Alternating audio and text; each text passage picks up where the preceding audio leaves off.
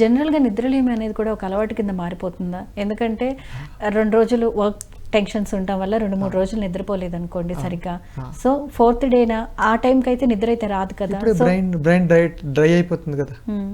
రాదు. మళ్ళీ ఆహారం మార్చగానే సాయంత్రం పడుకుంటారు. ఓకే. 1, 2 డేస్‌లోనే. హ్మ్. ఇప్పుడు మీరు ఒక ఊరికెళ్ళాలండి. మీరు ఎలా ఆలోచిస్తారు మొత్తం అంతా? బట్టలు సర్దాలి ఇవి ఏవని అనుకుంటారు. మీవేం సర్దక్కర్లేదండి. నేను అన్ని సర్దేస్తాను. మీరు హాయిగా అలా కార్లో ఎక్కి అలా కూర్చోవడం అంటే ఏముంటది? హాయి ఉంటది. అలాంటి హాయి వస్తే నిద్ర వస్తది. పెద్దవాళ్ళకి ఏంటంటే వచ్చే సమస్యలు ఏంటంటే నేను ఆ రోజులు అన్ని చేశాను, ఇన్ని చేయలేదు. అవన్నీ వెనక్కి లాక్కొని చేస్తుంటారు. మీరేం లేదు మా గారు కూర్చోండి, మీరేం లేదు అత్తగారిని కూర్చుని పెడితే ఆయన ఇంకా ఆలోచిస్తూ ఉంటారు. వాళ్ళు హాయి రాదు కదా! అలాంటప్పుడు వాళ్ళకి ఇవ్వాల్సింది వేడి పాలు. ఓకే. వేడి పాల్లో మంచిగా కుంకుమ పువ్వు వేసి ఇచ్చినా కానీ, లేకపోతే అయినా పంచదార కండ చక్కెర వేసి ఇచ్చినా, నెయ్యి వేసి ఇచ్చినా పడుకుని పోతారు. వాళ్ళు వేడిగా పాలు లోపలికి వెళ్ళి కానీ పడుకుని పోతారు. ఎందుకంటే పొట్ట లోపల ఎక్కువ క్షారం అంతా వెళ్తుంది కదా, ఆల్కలైన్ సిస్టమ్ అంతా వెళ్తూగానే పొట్ట అంతా నిద్ర వస్తుంది. కొంచెం కాళ్ళకి మసాజ్ చేశారనుకోండి దీంట్లో పడుకుని పోతారు డ్రీప్. సో అంటే ప్రధానంగా నిద్రలేని సమస్యకి మనిషి ఆలోచనలు కారణం అంటారా? వాతం కారణం. ఓకే. వాతం శరీరంలో ఉంటే రాదు. పిత్తం క్రోధం అంటారు. క్రోధం అంటే ఆలోచనలతో కోపంతో పడుకుంటారు. కోపంతో ఆలోచిస్తూ పడుకుంటారు. రాత్రి హార్ట్ అటాక్లు వస్తుంటాయి, గుండె పట్టేస్తూ ఉంటుంది. రైట్, హాయిగా పడుకుంటారు. ఒక హరినామ స్మరణ అంటారు. పడుకుని లేచిందంటే మళ్ళీ శంకరుని గుర్తు చేసుకుంటారు. సో ఎందుకంటే లేచి నిద్ర లేపాడు. సో పడుకునే ముందు హరి అనుకుంటూ పడుకుంటారు. అంటే ఎందుకు పడుకోవాలి? హాయి, ఒక మంచి సూత్ మ్యూజిక్ పెట్టుకొని ఒక భజన చేసుకొని పడుకుంటారు. సో ఇలాంటివన్నీ చేసుకుంటే అప్పుడు ఏంటంటే ఒక నిద్ర ఒక జన్మ మారుతుంది కదా.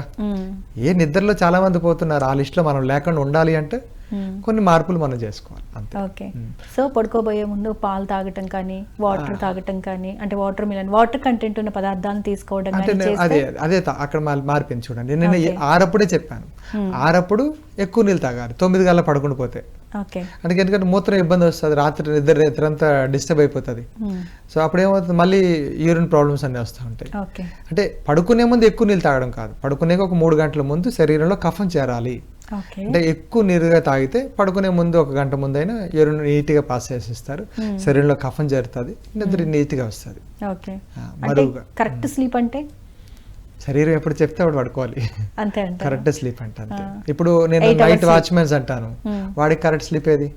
మన నిద్ర, వాడికి వేకువ, అలా 2 జరగాలి. అంటే వాళ్ళ పని బట్టి ఉంటుంది. శరీరం చెప్తుంది ఇప్పుడు బాగా తిన్న తర్వాత నిద్ర వస్తుంది, అదే భుక్తాయాసం, ఎక్కువ తినడం వల్ల వచ్చే ఆయాసం వల్ల నిద్ర వస్తుంది, అది ఎక్కువసేపు ఉండదు. కానీ మనసు ఎప్పుడైతే హాయిగా కొలిపింది అనుకోండి, చీకటి పడింది అనుకోండి, ఆటోమేటిక్ నిద్ర వస్తుంది. అంటే మన చీకటికి ఉండే అద్భుత వరం అది అనమాట. మనం దాన్ని ప్రతి ఒక్క జీవరాశి వాడుకుంటుంది, తన ప్రదేశాలకు వెళ్ళిపోయి నిద్ర పడుకోవడానికి గుహ అంటే రంధ్రాన్వేషణ అంటారు, అక్కడికి వెళ్ళి కూర్చుంటుంది మంచిగా. అప్పుడు శరీరంలో ఉండే ఆర్గాన్స్ అన్ని న్యూట్రల్ అవుతాయి. మెడిటేషన్లో ఏం చేస్తాం, మన ధ్యానంలో ఏం చేస్తుంటాం, గుడాకేషన్ అంటారు. కొందరు తెలివిగా ఉండి పడుకుంటారు, తపస్సులు చేస్తూ ఉంటారు. కొందరు వెన్నుముక్క పూర్తిగా చాపేసి హాయిగా రెస్ట్ తీసుకుంటారు. ఏదైనా శరీరానికి ఒక సుఖం ఇచ్చే ఒక 6 గంటల ప్రక్రియ వయసు రీత్యా. చిన్నపిల్లలకైతే 20 గంటలు, అంటే పుట్టిన పాలు తాగుతున్న పిల్లలందరూ 20 గంటలు ఉంటాయి. చిన్నపిల్లలు అంటే ఆడుకునే వయసులో ఉండే వాళ్ళందరికీ 12 గంటలు. తర్వాత అక్కడి నుంచి యుక్త వయసు అంటే ఒక 60 ఏళ్ళు 70 ఏళ్ళు వచ్చినంత వరకు 8 గంటలు పడుకోవచ్చు హాయిగా. 8 నుంచి కొందరు యోగా ప్రాక్టీస్ చేస్తుంటారు, యోగులు ఉంటారు, వాళ్ళు సాధన వల్ల 4-5 గంటలు వాళ్ళకి చాలు. 4-5 గంటలు వాళ్ళు ఎంతైతే అంత తీసుకుంటారు. సో దాని తర్వాత పెద్ద వయసులో ఉన్న వాళ్ళకి కూడా వాళ్ళు కూడా 10 గంటలు నిద్ర కావాలి.